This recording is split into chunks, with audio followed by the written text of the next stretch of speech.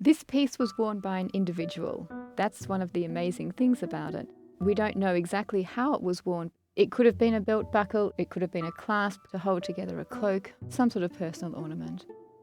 We assume it was worn in mobile societies in the Eurasian steppes about 2,000 years ago. We don't often find these sorts of remains. Nomadic cultures don't have architecture and cities, so it was important that they could carry their wealth. We see a predatory bird clasping its prey in its talons. The wings are outspread. There's a circular frame inlaid with turquoise pieces. Obviously, a lot of them are missing now.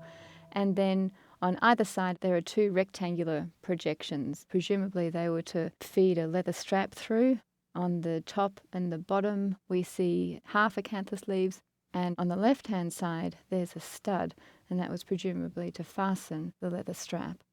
It's not a piece that would immediately be recognised as being beautiful in the classical sense of the word. It appears quite clunky because the wings are squashed somewhat by the circular frame. But when this piece was worn, the engraved markings would have caught the light. The chest is raised up and it gives this sense of power.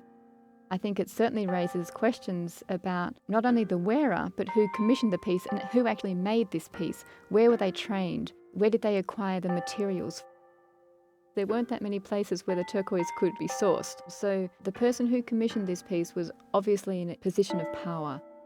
If you were a member of the elite in the steppe world, you had to show that you were able to garner the resources to hold your position. The notion of a predator would have been very resonant because in many ways you did have to be predatory to survive, especially as a member of the elite. The wearer wanted to broadcast to the people around them their position. It's this tension between the dominator and the dominated that shaped a lot of the history of this world. As an archaeologist, I'm interested in people. I'm interested in the people that populated this world 2,000 years ago. And so rarely do we get a real snapshot of an individual. This piece is quite small, but it certainly packed a punch.